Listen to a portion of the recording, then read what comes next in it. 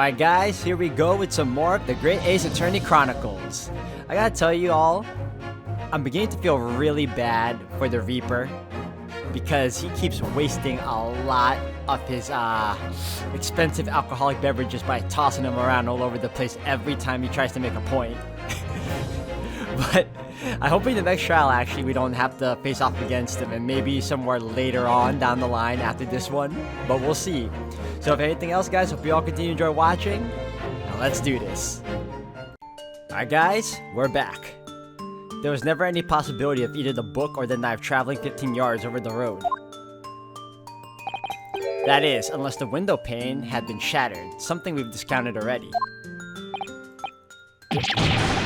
That can't be! Did you see that, Rolly? That young Japanese man just collapsed in agony. Oh yes, my darling. I saw it. I saw how he crumbled before me. Oh, Rolly, you're so strong. How is this happening? I haven't even started the cross-examination yet, and already my argument's been destroyed. Counsel, if you could drag yourself upright again, the court awaits your cross-examination.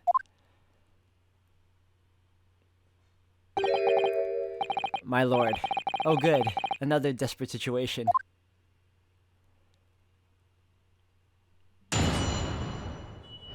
Let's do this. Constable Beats report. The case has nothing to do with Mr. and Mrs. Garrett. Believe me, a London Bobby is good for his word. I'm gonna have to press that, man. Come on. Hold it! How can you say that for certain? A very good question, sir. And the answer is this. It has the noble founding principles of the force written on it as a reminder to all us policemen of our sworn duty. He showed us that before, didn't he? Did he? Can't say I remember. I do.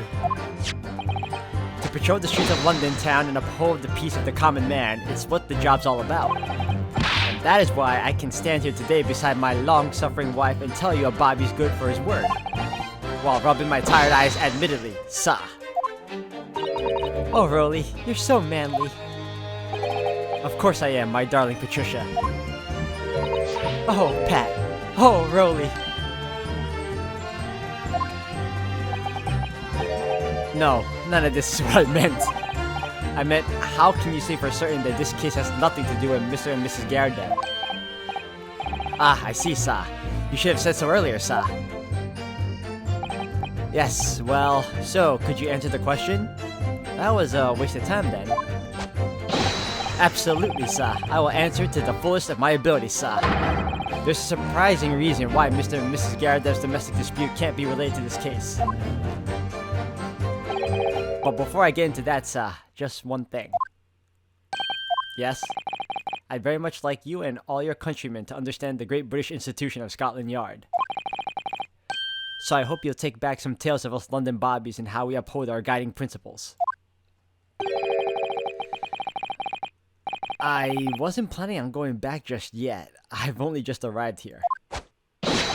So to that end, sir, I'd be happy to lend you my warrant card for your perusal. But I must warn you, you won't be able to get through it without shedding a few tears. Thank you. I'll try. Constable Beats' warrant card has been entered into the court record. You see, sir, the windows on the top floor of the Garrett house are top-hinged casements. Hold it! By which you mean they don't open fully, is that correct? Yes, sir.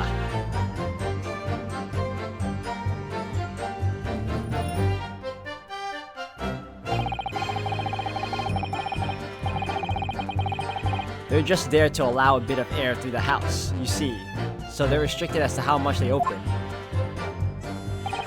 And therefore, anything thrown out of the window from inside the room would simply strike the pane and fall to the street directly below. For clarity, allow me to mark the map. Here is the location where objects would have fallen. Yes, directly opposite the scene of the crime on the other side of the rather wide road. Would it have been so hard for somebody to mention this top-hinge casement thing before? Well, I have another question for you, Constable. And what would that be, sir? How do you even know? Why would you have any idea what sort of windows Mr. and Mrs. Garredeb's house is furnished with? Ah, well, sir, that's very simple. You see, I helped with the investigation yesterday. And now I gotta look at this person because... Excuse me! Do you have something to add, Mrs. Beat? Sorry? You look, well, delighted. Is there some particular reason for that? Oh, I was just remembering, that's all. We really were so lucky. Lucky? What do you mean? Well, of course I feel terrible for the poor woman who was attacked. Don't misunderstand me, please. But we were just so lucky it didn't happen on Rolly's beat. It was so close, you see. Oh, I hadn't realized. Oh yes, that street, Briar Road, that's the boundary between Rolly's beat and the next one. Isn't that right, my love?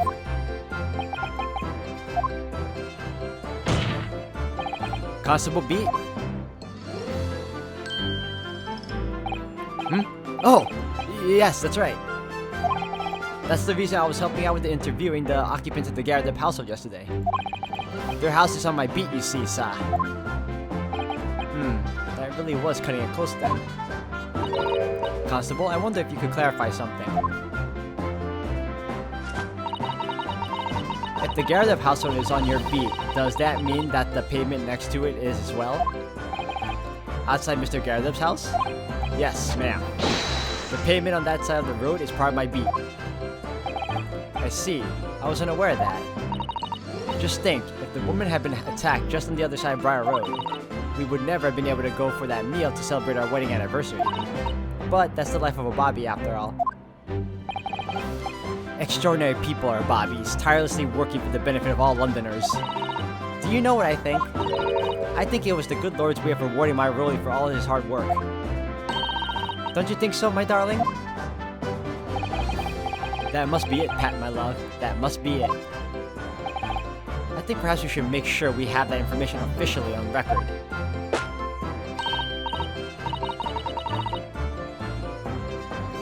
Leave it to me, Mr. Nadaholdo. I'll take care of it immediately.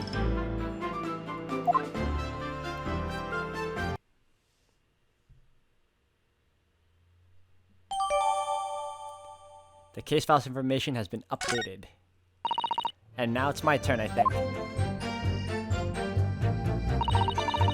Obviously, if anything had been thrown out of the window, we would have seen it. Hold it!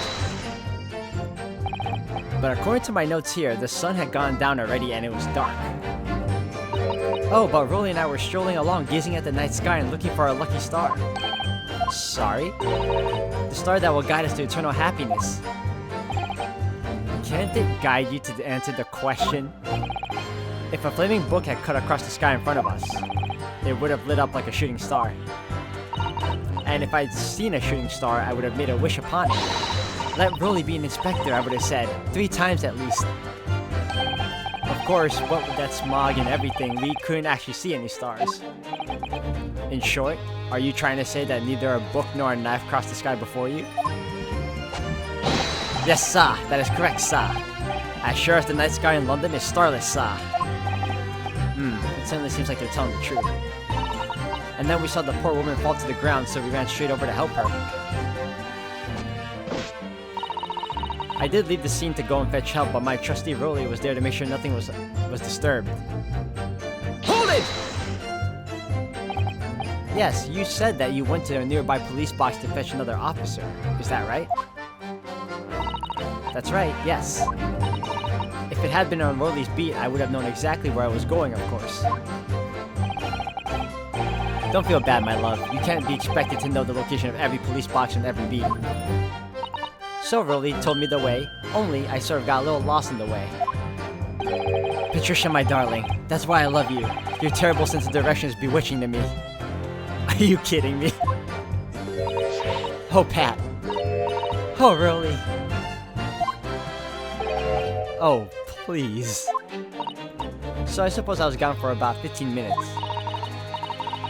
But like I said, my Rolly was at the scene the whole time, making sure nothing was disturbed. I was off duty at the time, of course, but a true Bobby is never really off duty, sir. I didn't take my eye off the crime scene for one moment, sir. Nothing strange to report on that front, sir. Hold it! Nothing to report. That's correct, sir. I had my eyes wide open the entire time. Never looked away for a second. No one else approached the scene, and nothing was removed from it. I can swear to that on yard's honor, sir. Really? That seems a little strange. Beg your pardon, sir? Strange, sir? Seems altogether regular to me.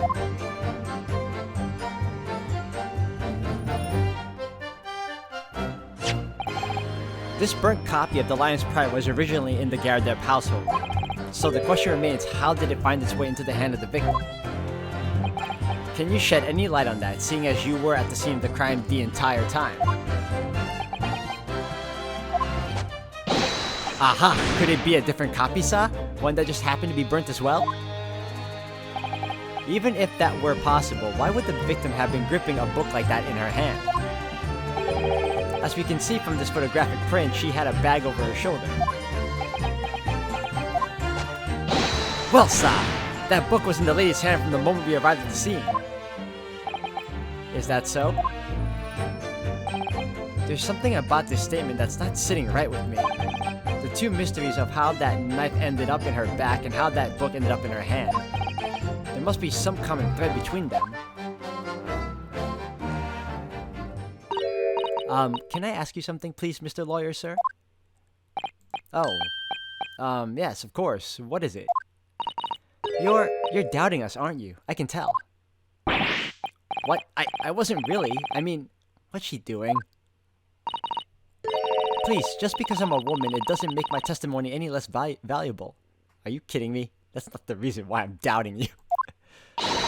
You might just see me as the wife of a policeman, but I'm a woman of my word, I am. I really don't remember ever suggesting that I doubted you. No excuses, I don't want to hear it. My voice will be heard. My lord, you'll let me speak, won't you? Yes, Mrs. B. I will allow you to supplement your testimony if you so desire. Sometimes the path of least resistance is the sage one. That was a very loud mutter. I heard that. That Japanese man thinks a policeman's wife's word counts for nothing, does he? Well, watch out, sir. I might let you get away with something like that, but my rulie won't. Duly noted, Mrs. B. Please, I humbly ask you to continue. What could she possibly be about to say, I wonder? I know what I saw. My eyes never let me down. My sense of direction is a little off sometimes, though. Well, then there you go. That's another reason for me to press this. Hold it! Mrs. B, nobody is questioning what you told us. I saw it, I did. That evening, I saw it clearly. That little Eastern man with the whiskers and the funny curved back slinking away from the scene. And I know what I didn't see as well. I didn't see any flaming books or knives flying through the sky. All very clear. You also mentioned something about having a poor sense of direction. Oh, yes, well, that's a little embarrassing, really. I'm always ending up at the wrong place when I've made arrangements to meet Rolly. He gets ever so cross. Wait, what? Hold on.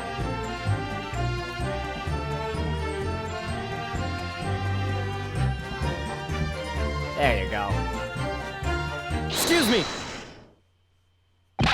Constable B, is there a problem?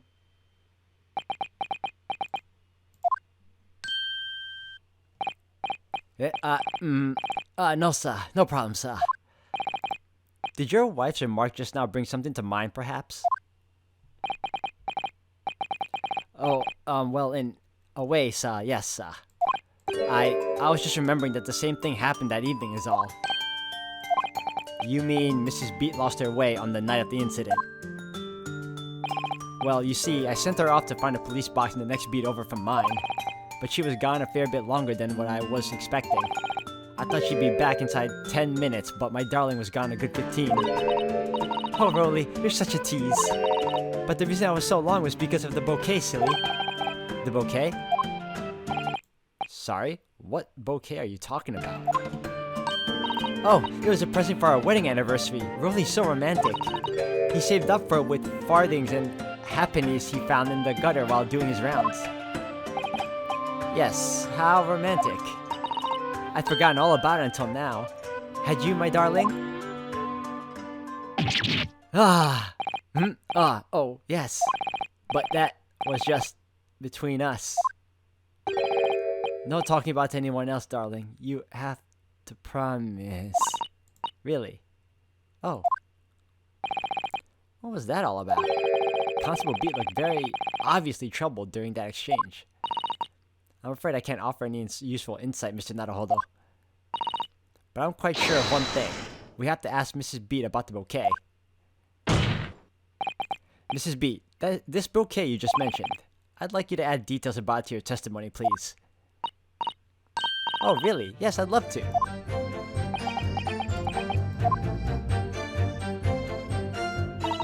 What happened was I dropped my bouquet and I ended up losing my way for a while. Hold it! You mean you dropped the bouquet at the scene of the crime?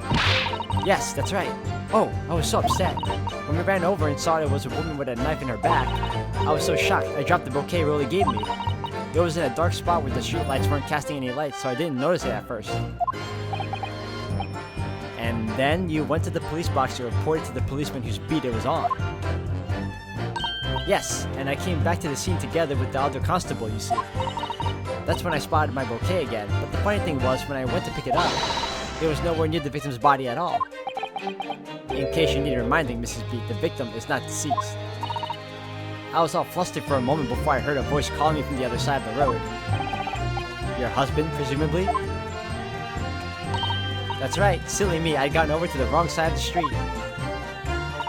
Although, I'm going to blame the bouquet this time. I can't think how it got there. I really can't. So, the bouquet somehow moved from one side of Briar Road to the opposite? Curious indeed. Isn't it? But the worst of it is, I forgot to pick the bouquet up again when we left the scene. That beautiful rose really bought me with the change from the gutter he spent so long collecting. By bouquet, do you perhaps mean...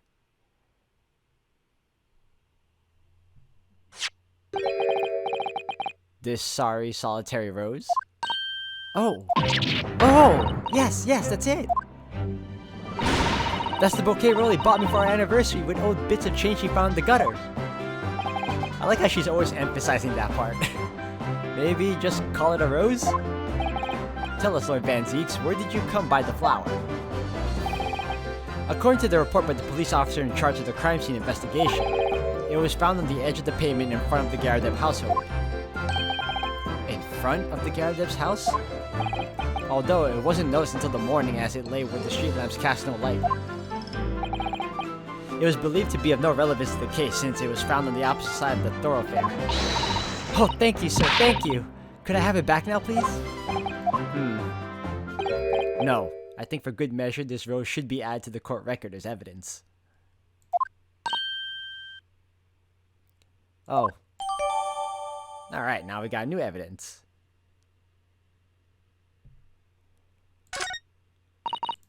But it's a symbol of our love.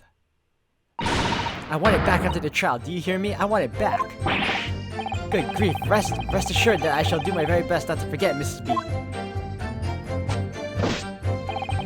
I didn't take my eye off the crime scene for one moment, sir. Nothing strange to report on that front, sir. Well, Mr. Naruhodo, what do you think? What do you make of all this? Yes. The whole idea of an invisible attacker has been troubling me all along. But I believe I'm starting to get the picture of what really happened here now.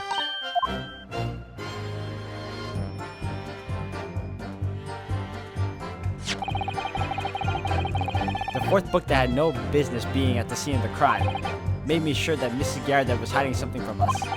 It's becoming increasingly clear that someone else has been hiding something from us as well. I think I may already be armed with everything I need to strike a decisive blow here. This time, it's going to expose the whole truth about this mysterious affair. Okay, I'm gonna have to go over this again. This case has nothing to do with Mr. Garadev, limit, or bad report. Seesaw. Obviously, if anything had been thrown out the window. Leave a scene. What happened was I dropped bouquet, ended up on the way here. I didn't take my eye off the crime scene for one moment, sir. Nothing strange to report on that front, sir. You didn't take your eye off the crime scene.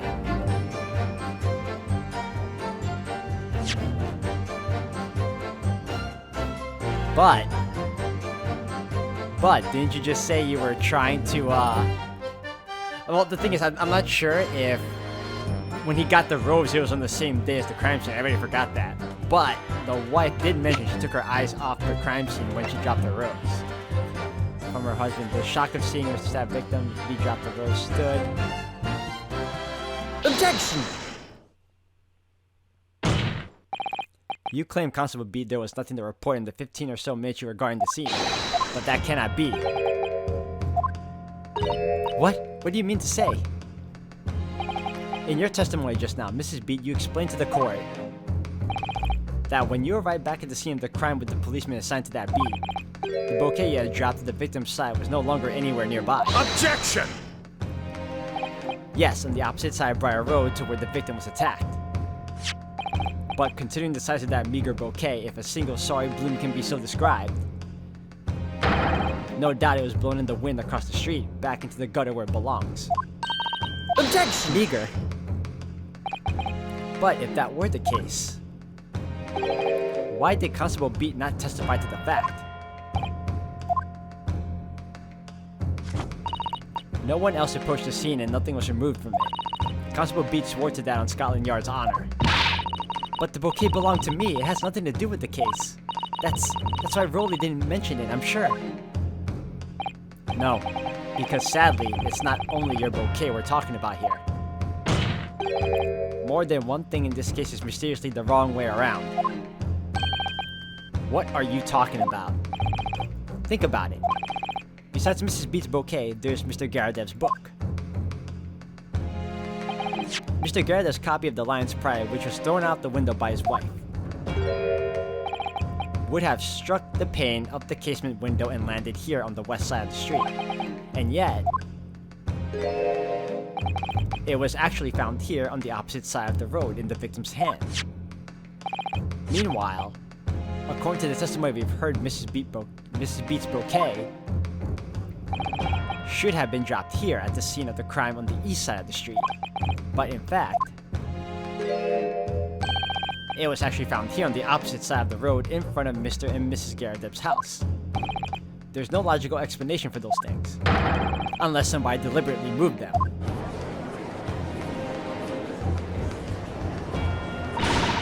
What are you trying to say? The way you're talking, it sounds like you think my Rolly's done something wrong. Don't you listen to a word that scrawny lawyer says.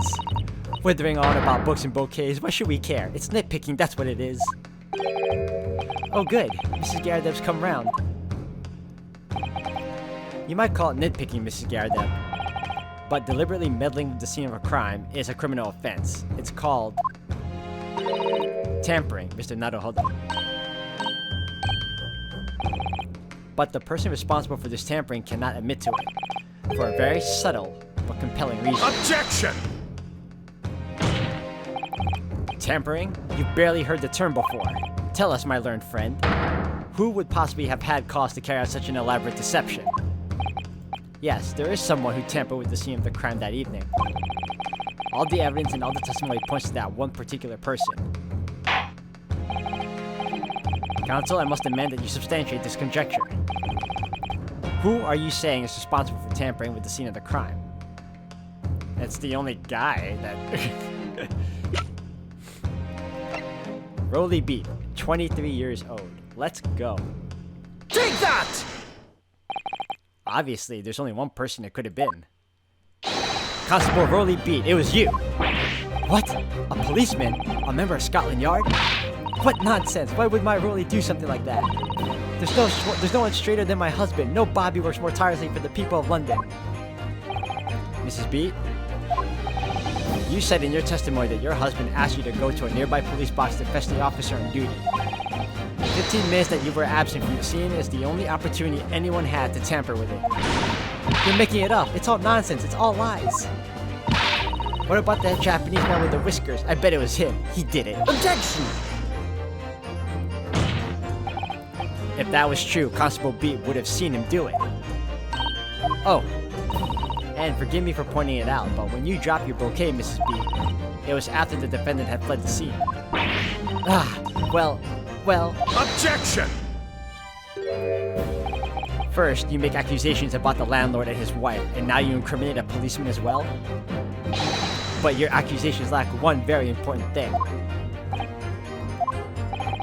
You claim the crime scene was tampered with. But there is only one reason anyone would commit such a reckless crime: to hide something. That's right, he's right. But my husband and I just happened to be there, that's all. So why would we have anything to hide? It doesn't make sense. You've offered no motive for this alleged tampering. And until you do, your accusations are nothing but empty threats.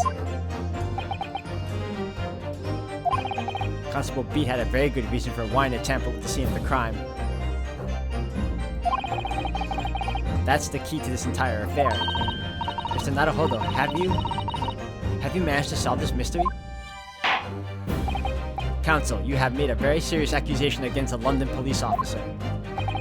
If you are mistaken, I'm sure I need not point out that your reputation as a lawyer will be irrevocably damaged. With that stark warning in mind, you will now explain to the court the motive for this alleged tampering. Yes, my lord.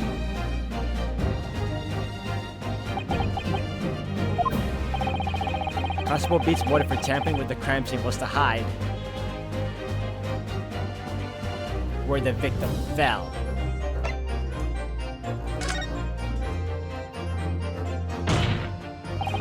Where the victim fell to the ground. This is what the body had to cover up at all costs. What? Where the victim fell? You mean where she was attacked? What are you talking about? We told you at the very start, didn't we?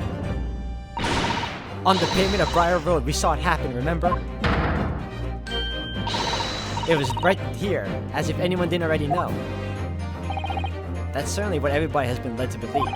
But in fact, that isn't where the victim was stabbed at all. What?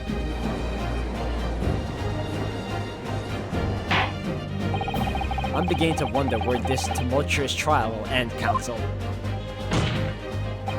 If that's your assertion, then the court is dying to know, my Nipponese friend. Where are you proposing that the crime scene actually took place that evening?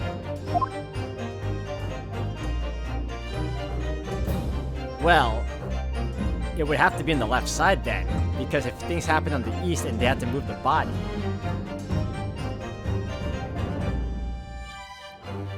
Can I, present here? Is that how it works? Take that! But that's on the opposite side of the road. I don't understand. On the evening in question, Mr. Garadev's book fell directly down from the open window above, and your bouquet, Mrs. B, never moved at all. What did move was the scene of the crime itself. Good gracious! Objection! Perhaps you haven't been listening to the ample testimony the court has heard. But these witnesses both saw the moment the attack took place. That's right, I saw it with my own eyes. It was 5 o'clock in the evening and already dark. There was the typical London fog on the ground. When you saw the incident unfold and ran to the victim's aid, that was actually on the west side of Briar Road. No, that's not true. It can't have been. Constable B then arranged for you to be absent for a while by sending you for help. And during the 15 minutes you were away, he transplanted the crime scene.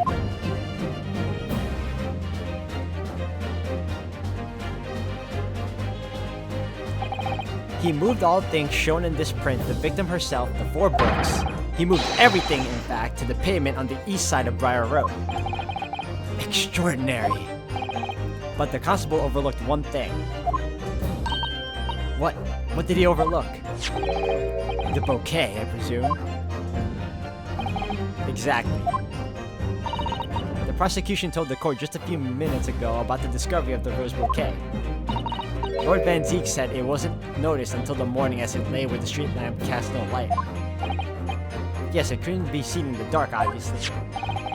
Which is why it was only the bouquet that was found in its original position on the pavement on the west side of Briar Road. And that is the defense theory about what really happened that evening. How do you respond? Constable Rowley beat.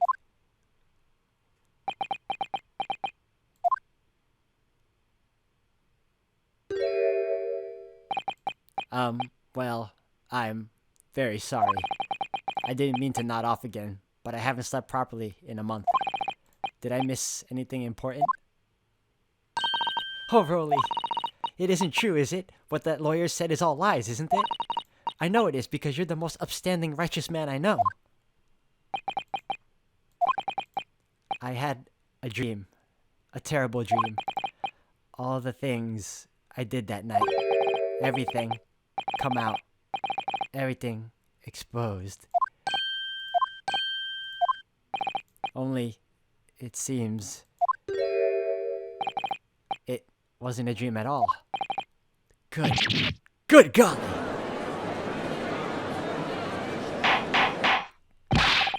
Order, order, order! What on earth is the meaning of all this? Alright guys, I'm gonna have to end the video here for today. Thank you all for watching. We got hit with another surprising turn of events. So we're gonna continue on in the next video. So thank you all for watching.